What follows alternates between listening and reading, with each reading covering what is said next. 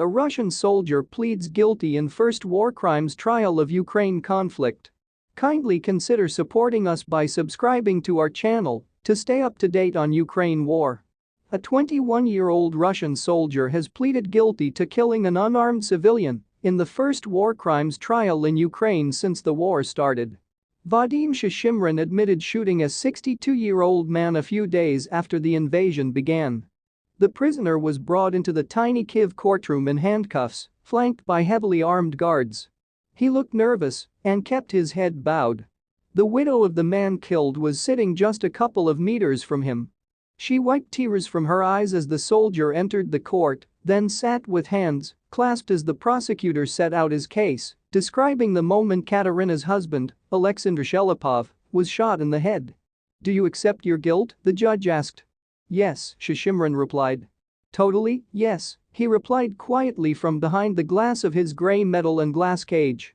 Prosecutors say Shishimrin was commanding a unit in a tank division when his convoy came under attack. He and 4 other soldiers stole a car, and as they traveled near Chupakivka, they encountered the 62-year-old on a bicycle, they said. According to prosecutors, Shishimrin was ordered to kill the civilian and used a Kalashnikov assault rifle to do so. The Kremlin said earlier it was not informed about the case. Shishimrin's trial was adjourned shortly after the civilian's widow heard for the first time the Russian soldier admit to the murder. "I feel very sorry for him, Shishimrin," she said. "But for a crime like that, I can't forgive him."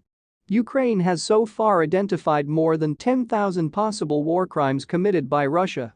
The country's chief prosecutor Irina Venediktova tweeted, "By this first trial, we are sending a clear signal that every perpetrator, every person who ordered or assisted in the commission of crimes in Ukraine, shall not avoid responsibility. Moscow has denied its troops have targeted civilians, but investigators have been collecting evidence of possible war crimes to bring before the International Criminal Court, ICC, in The Hague." The ICC is sending a team of 42 investigators, forensics experts and support staff to Ukraine. Meanwhile, Ukraine has also set up a team to preserve evidence to enable future prosecutions. The 21-year-old Russian soldier asked the Ukrainian widow to forgive him for the murder of her husband. "I acknowledge my blame, I ask you to forgive me," he told the widow, Katerina Shalipova, on Thursday.